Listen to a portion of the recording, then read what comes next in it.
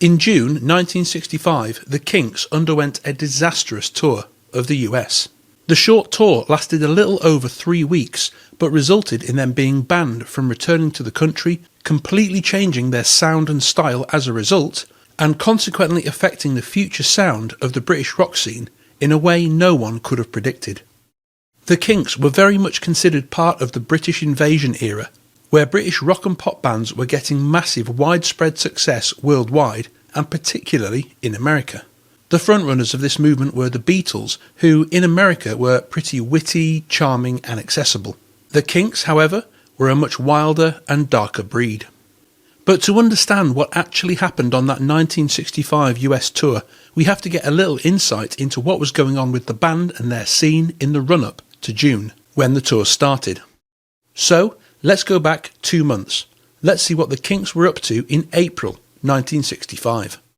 We start off with a gig at the Tivoli in Copenhagen, Denmark. Here's a short newspaper clipping from the St. Louis Post-Dispatch reporting on what went down.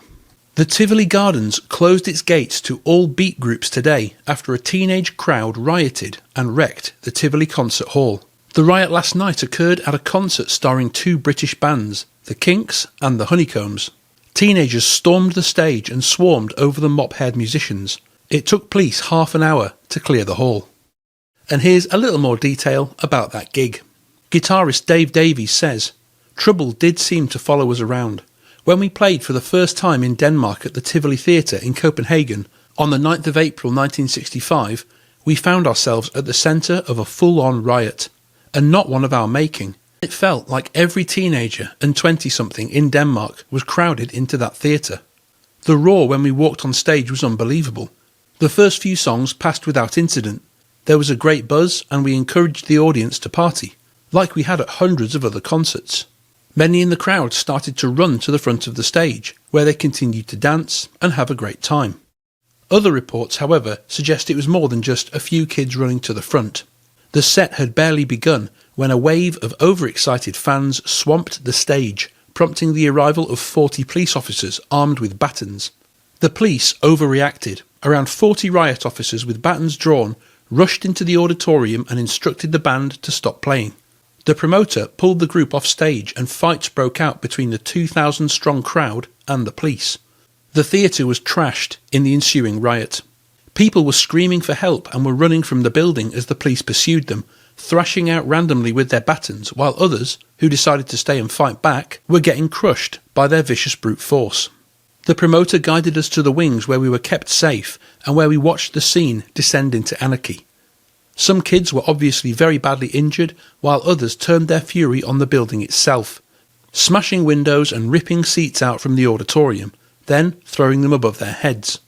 Every window was shattered, every chair matchwood. The next night's gig was cancelled, and the Kinks were confined to the nearby Europa Hotel, the authorities fearing what the mere sight of them on the streets might do. Dave brooded and gulped down a bottle of brandy. He then hurled it at the bar's ornate mirror, smashing it as well. Danish police then chased him up and down the hotel stairs and bundled him off to jail. And here's what frontman Ray Davies said about the whole episode. Ray described the Tivoli incident as an act of political rebellion.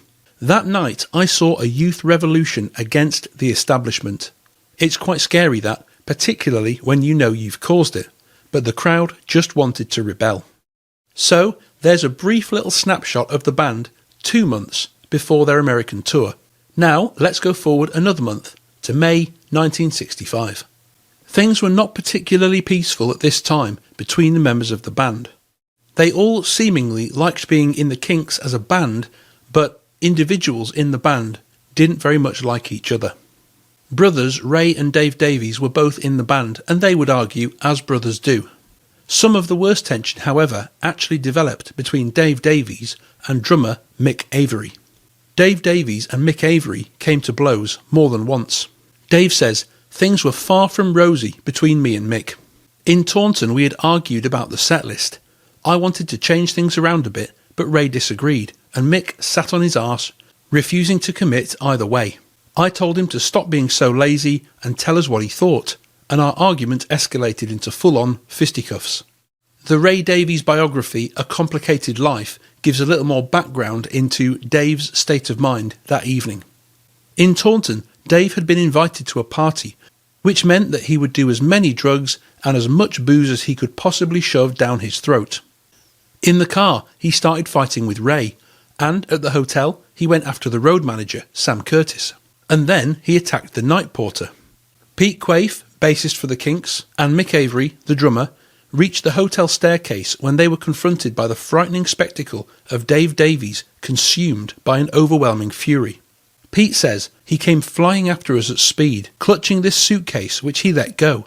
We were still moving when it smashed into Mick's back, hard. The two battled like mad dogs, Avery pounding his large fists into Dave's head and body, causing enough damage to knock him out several times. Amazingly, Dave kept coming back for more, seemingly numbed by a combination of pills and booze that made him feel super strong and invulnerable. In the end, both parties suffered cuts and bruises, but Dave came off worst, with 2 black eyes and a trail of blood stretching across the staircase. After the band's managers broke up the fight, Dave was left with a pair of black eyes. The next show was in Cardiff, where Dave took to the stage wearing sunglasses to hide his shiners, but his anger was still simmering away. What happened next has gone down in rock history. Dave says, "We opened with You Really Got Me, but something inside me snapped in the middle of the next number. I glared at Mick. 'You're a useless c***,' I yelled, before telling him that his playing was shit and that his drums would sound better if he played them with his cock. I made a gesture like he was wanking on his drums and then kicked over his bass drum, and the rest of his kit fell down like dominoes. I then turned back to the microphone and started singing again. Then Avery, legend has it, swung a cymbal at his tormentor. Blood poured from Dave's carved open head as he fell to the floor. It obviously wasn't the way to handle it, Avery now concedes. It just happened on the spur of the moment. It was just a reaction. It was a horrible atmosphere and I could have done without it. I only actually used a hi-hat pedal anyway. It wasn't as bad as it was made out after. If I'd hit him with an actual cymbal, obviously that could decapitate someone." In the end, Dave Davies didn't press charges against Mick, and amazingly, the band didn't even split up over it. But, quite understandably, things remained very, very unsettled in the Kinks camp. So, there's just 2 snapshots from 2 months running up to the American tour. Now, let's move on to June 1965, and the Kinks' first American tour. Dave Davies says, "We were due to fly to America for our first US tour, and having to cancel might have meant the end of the road for the Kinks. Touring America was crucial for the future of the band, but it was a perfect storm of chaos. My injuries had needed more time to heal before my doctor allowed me to fly, and a whole week of concerts in promising sounding places like Boston, Rhode Island and New Haven were cancelled. Replacements were hastily slotted into the schedule without anyone thinking through the suitability of the venue or the travel practicalities. All 4 members of the band entertained a view of the US that had little connection to reality. Vast swathes of America were unprepared for and uninterested in a group of hairy English youths. Promoters and the authorities had read the press accounts and expected trouble from the notorious Kinks. This in turn put the band on edge from the start and further ratcheted up the tension. Manager Larry Page would soon find himself trying to manage a catastrophe. At this time, as a slightly possessive and jealous reaction to the British invasion, American musicians' unions had started to make it much more difficult for British artists to tour there. There was a mountain of bureaucracy, endless contracts, forms and fees that, according to British band The Animals, just kept getting worse and worse. The Kinks, however, were in a state of perpetual chaos. Their managers were full-time occupied just trying to put out the fires on the ship, so they sailed into these hostile waters with their eyes focused inwards and ended up blundering into a storm. On June the 16th, they applied for their crucial membership of the American Federation of Musicians. The contracts the teenage Kinks signed conspired to hobble them. And so, even before landing in the US, the following gigs had already been cancelled: Manchester, Wappingers Falls, Boston, Providence, New Haven, Bridgeport, Hartford and Youngstown and Vancouver. So, after landing on the 17th of June, their first gig was on the 18th, at the Academy of Music in Manhattan, but they rolled up to discover they had been incorrectly billed as the Kings. So, some Kinks fans in the area wouldn't have known that they were playing, from the billing at least. And this cock-up at the very first gig was a sign of things to come. In advance of showtime, there were further problems about who was supposed to top the bill. The Dave Clark Five naturally assumed that they were the headliners, but an inspection of the respective contracts indicated that both groups had been promised this accolade. Having argued amongst themselves, both acts were now ready to lynch promoter Sid Bernstein. The next night's gig was at the Convention Hall in Philadelphia on June the 19th, at which the only one of their three managers who had gone on the tour, Larry Page, got arrested for a reason that would come up again and again: a union dispute. Events took an ominous turn when Larry Page was arrested for non-payment of an obscure local tax of which the band were unaware. The oversight was resolved and Page released, but the tone had been set. In one small town, Ray Davies was later threatened by a local with a pistol. "Are you a Beatle or a girl?" he was asked. So, 2 concerts and 2 balls-ups so far. Next was Peoria on June the 20th. The tour was fast taking on the atmosphere of a trial by ordeal. The band drove to Philadelphia and then flew to Peoria. Mid-flight, the plane was hit by lightning, and when they arrived, they ended up having disputes with local agents about underpayments. Dave says, once again, the concert hadn't been properly promoted. The audience was tiny and glared at us like we were freaks. That was the moment, I think, when reality hit home and morale dropped through the floor. We had nearly 3 weeks of this crap to put up with, and it was no fun. The next night was Chicago on June the 21st, which was also lead singer Ray's birthday. Dave says, the night we played Chicago was also Ray's 21st birthday, and the audience couldn't have been nicer, and he was presented with a huge birthday cake. Shortly after the opening song, however, an electrical failure plunged the theatre into darkness.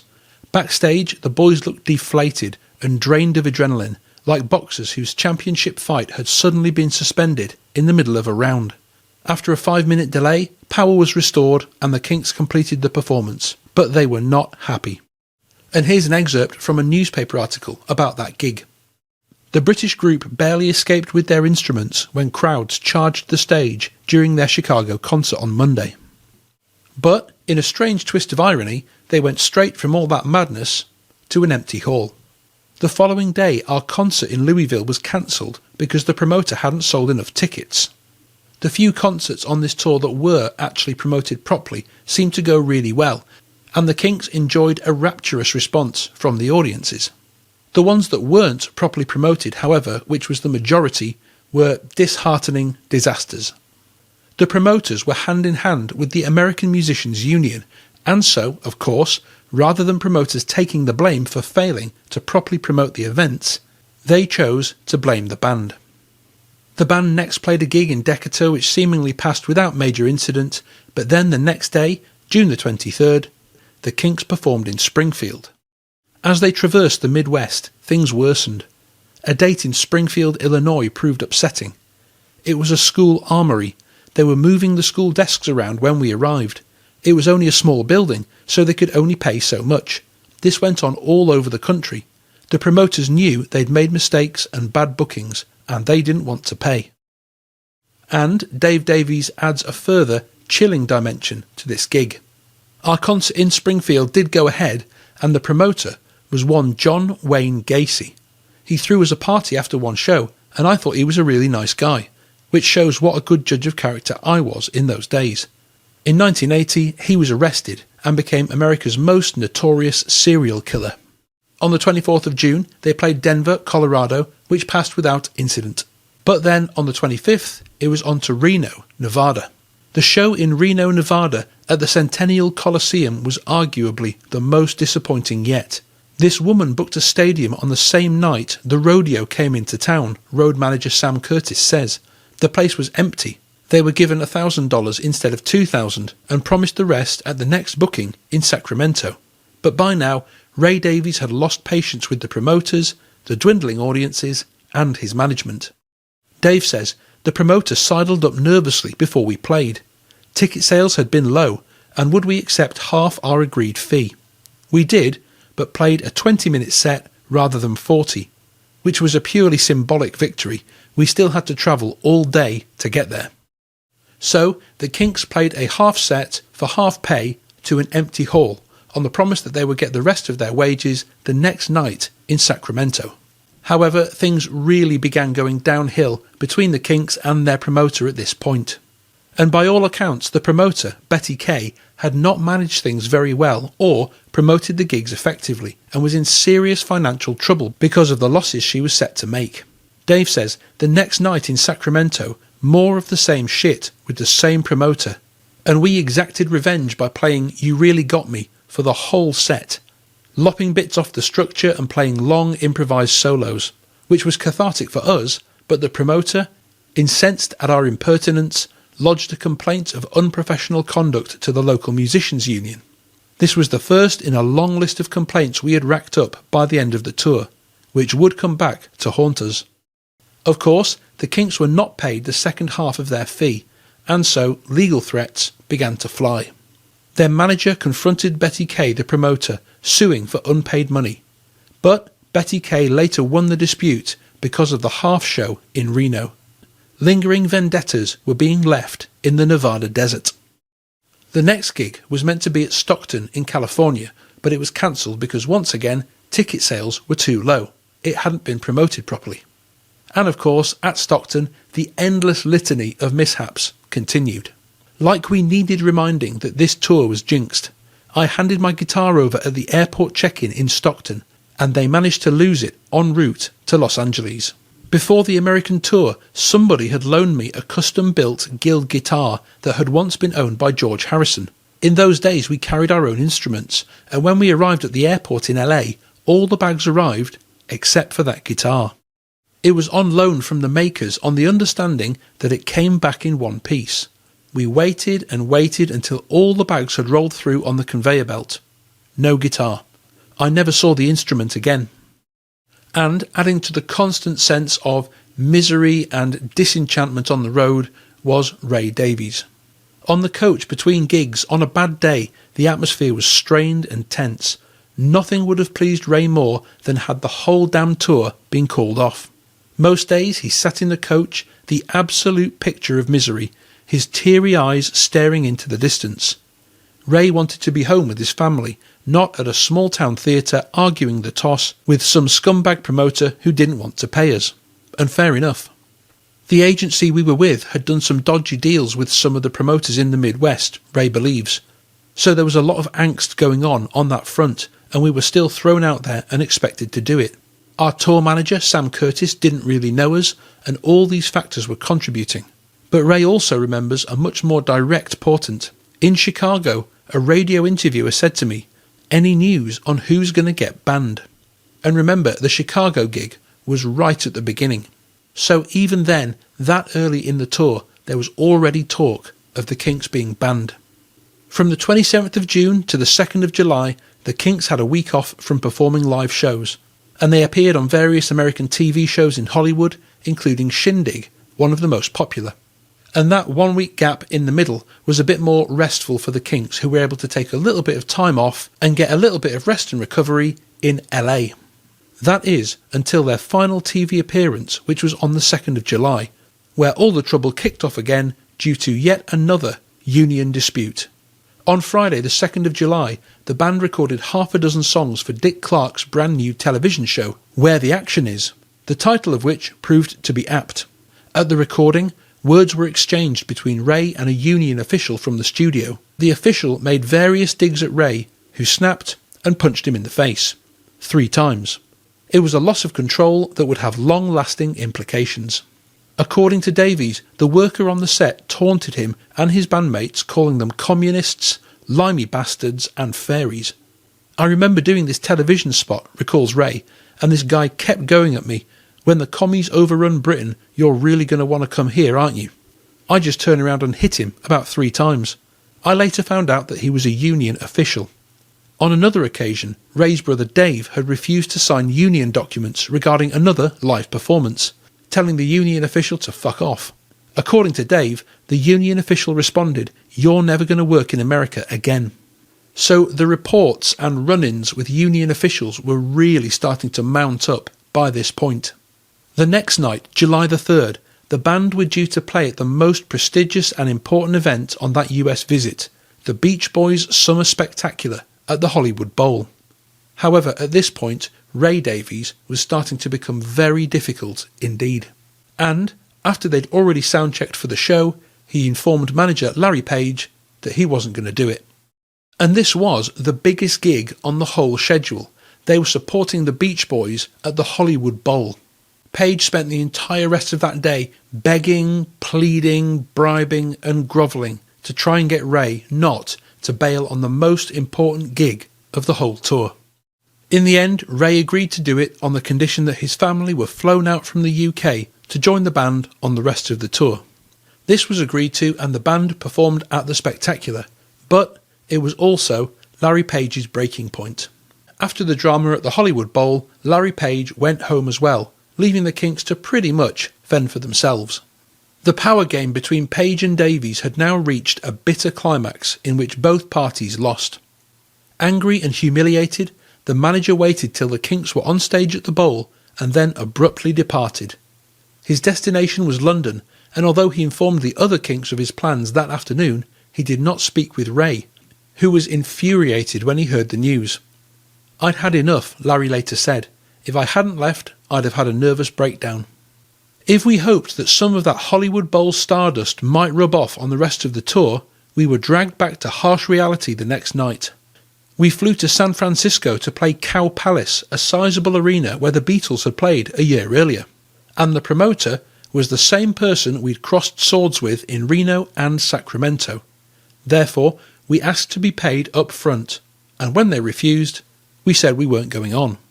They refused to perform at the Cow Palace because the promoter, Betty Kay, refused to pay the band in cash, which, according to Ray Davies, lead singer and band leader of the Kinks, violated their contract. They gave a cursory wave to the few thousand in the crowd and left. In their wake, Betty Kay led outraged Nevadan and Californian promoters and union men in complaining of their unprofessional behaviour to the American Federation of Musicians.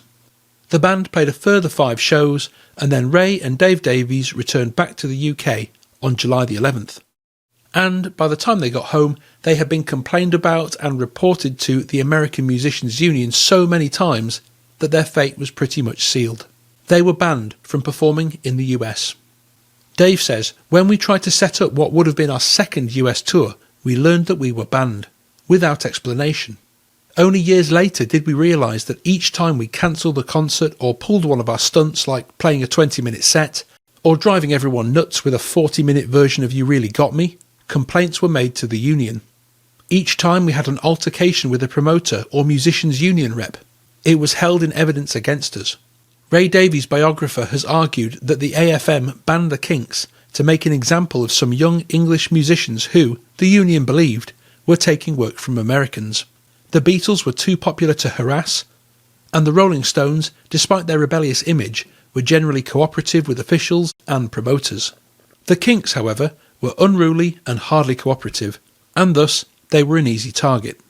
Dave Davies also felt that there was a certain amount of anti-British sentiment behind their ban. Some older American musicians felt resentful about young whippersnapper Brits handing back a version of rock and roll to them.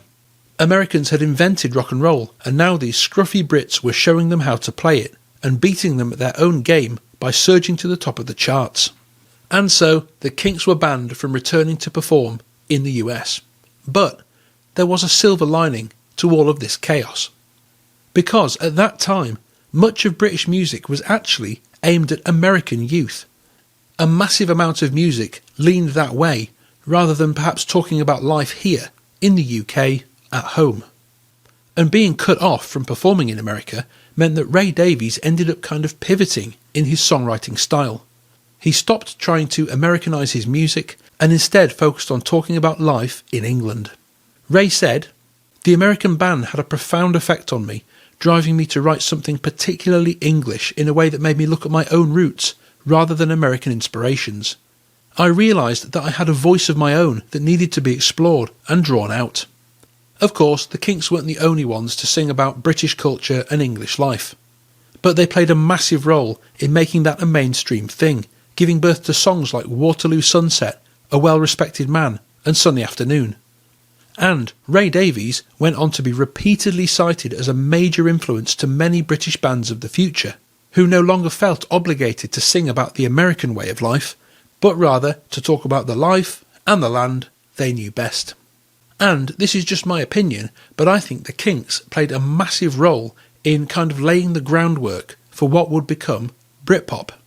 And I think you can see a lot of evidence for this from the way Noel Gallagher relates to Ray Davies. There's quite a lot of people we'd like to thank, but we paid you far too much money to come here and sort your egos. I'd like to thank Ray Davies for influencing me. I'd like to thank George May for producing the best band that ever was, the Beatles. I'd like to thank all our parents. Live forever. See you later. In fact, Ray in 1994 presented me with my first ever award at the Brits. And when we found out that Ray was going to do it, it was like, wow, you know, and when he opened the envelope, he just said, simply wonderful. And it was kind of like, we were literally blown away by that. And, you know, it was nice. It's nice after, what, 18 years to do, you know, the same thing. Yeah, no.